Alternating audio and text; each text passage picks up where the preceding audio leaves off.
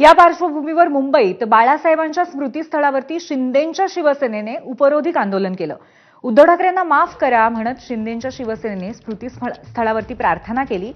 इंडियाच्या बैठकीमध्ये उद्धव ठाकरेंना मागच्या खुर्चीवरती बसवल्याचा आरोप करण्यात येतोय। उद्धव ठाकरे दिल्लीत जाऊन केवळ झुकले नाहीत तर सरपटले, अशी टीका आमदार मनीषा कायंदे यांनी केली।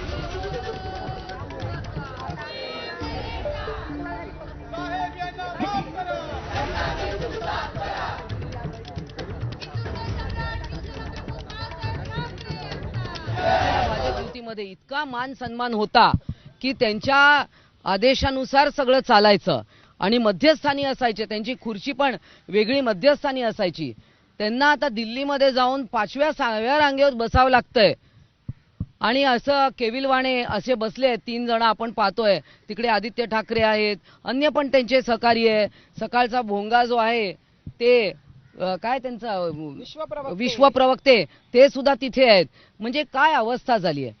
वंदनीय बाळासाहेब ठाकरेंचे विचार सोडल्यानंतर काय आपली गत होऊ शकते हे पाहिलंय।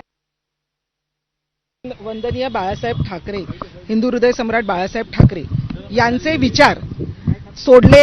स्वतः म्हणतायत की मी बाळासाहेबांचा पुत्र आहे, ठाकरे ब्रँड आहे। कुठे आहे तो ठाकरे ब्रँड? तुम्ही दिल्लीला जाऊन नुसते वाकला नाहीत तर तुम्ही तिथे झुकला नाहीत तर तुम्ही तिथे सरपटलात।